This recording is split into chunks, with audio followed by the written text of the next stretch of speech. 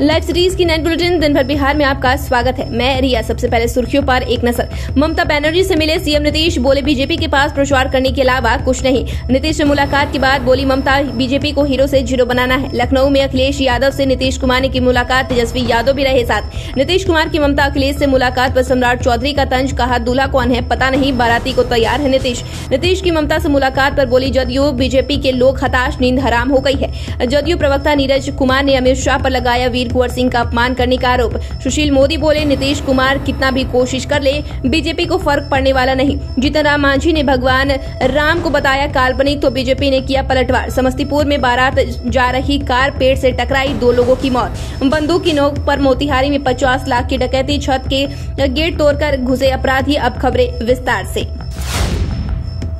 मुख्यमंत्री नीतीश कुमार सोमवार को कोलकाता में पश्चिम बंगाल की मुख्यमंत्री ममता बनर्जी से मुलाकात की। इस दौरान उन्होंने इशारों में केंद्र की मोदी सरकार पर जमकर निशाना साधा। नीतीश कुमार ने कहा कि जो लोग अभी शासन कर रहे हैं उनके पास करने के लिए कुछ नहीं है, ये सिर्फ अपना प्रचार कर रहे हैं। देश के विकास के लिए कुछ नहीं किया जा रहा है। साथ ही यह भी कहा कि विपक्षी दलों को एक साथ बैठक कर रणनीति तैयार करने की जरूरत है। आगामी लोकसभा चुनाव के लिए सभी विपक्षी दलों को साथ आना चाहिए। विपक्षी एकता को लेकर पश्चिम बंगाल पहुंचे बिहार के मुख्यमंत्री नीतीश कुमार से मुलाकात के बाद सीएम ममता बनर्जी ने कहा कि बीजेपी को हीरो से जीरो बनाना है। उन्होंने कहा कि झूठ बोलकर और मीडिया का सपोर्ट लेकर बीजेपी हीरो बनी हुई है, अब उसे सत्ता से बाहर कर देना है। इस दौरान ममता बनर्जी ने नीतीश कुमार के बंगाल आने पर खुशी भी जाहिर की है। साथ ही नीतीश कुमार के साथ हुई मुलाकात को सफल भी बताया है।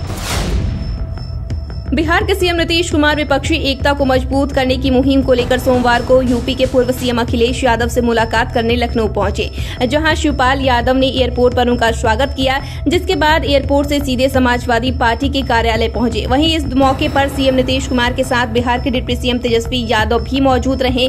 यहां अखिलेश यादव ने दोनों नेताओं की अगवानी की। बता दें कि नीतीश कुमार की यह मुलाकात विपक्षी एकता मिशन को लेकर हुई है। सीएम नीतीश ने आज अखिलेश यादव से मिलने से पहले उन्होंने बंगाल के सीएम ममता बनर्जी से भी मुलाकात की, जिसके बाद सीएम नीतीश कुमार ने कहा था कि सभी को सतर्क होना है, इसलिए हम सभी के साथ बातचीत कर रहे हैं।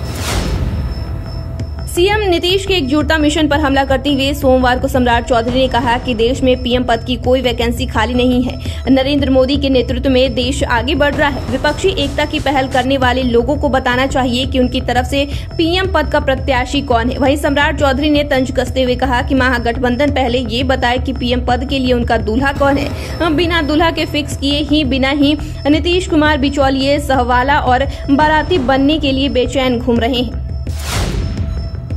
नीतीश की ममता से मुलाकात पर जेडीयू के राष्ट्रीय अध्यक्ष ललन सिंह ने कहा कि भाजपा के लोग हताशा में हैं, इसलिए हताशा में लोग कुछ भी बोलते रहते हैं। उनको जो बोलना है बोलते रहे। मुख्यमंत्री नीतीश कुमार विपक्ष को एकजुट करने में लगे हैं और आगे भी लगे रहेंगे।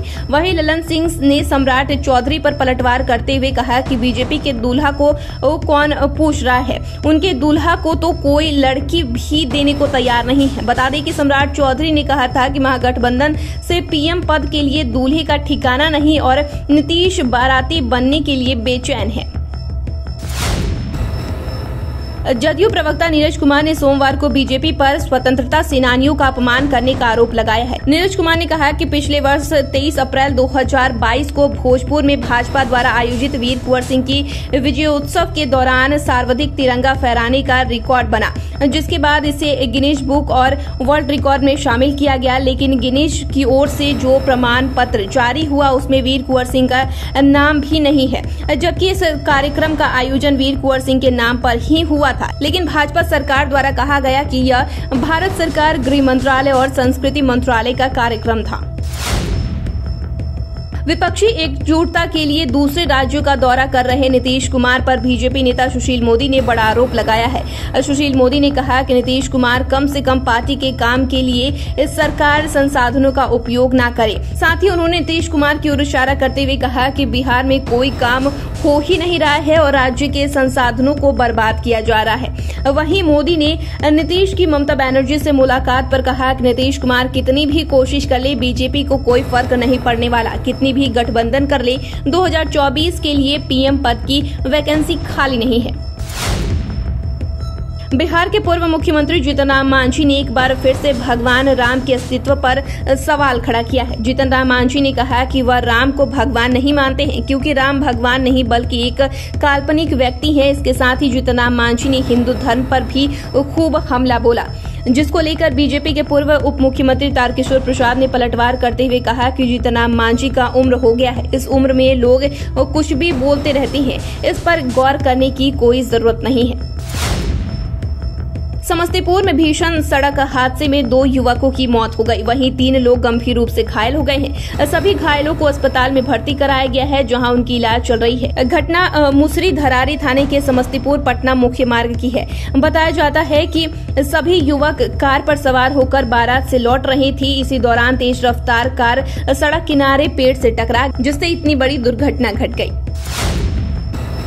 मोतिहारी में एक कारोबारी के घर से अपराधियों ने बंदूक की नोक पर 50 लाख की डकैती कर ली। मामला रक्सौल थाना क्षेत्र के महादेव गांव का है, जहां 12 से 14 की संख्या में अपराधी छत पर गेट तोड़कर घर के अंदर दाखिल हुए और परिवार के सदस्यों का मोबाइल फोन छीन लिया, जिसके बाद बंदूक की नोक पर जमकर लूटपाट की।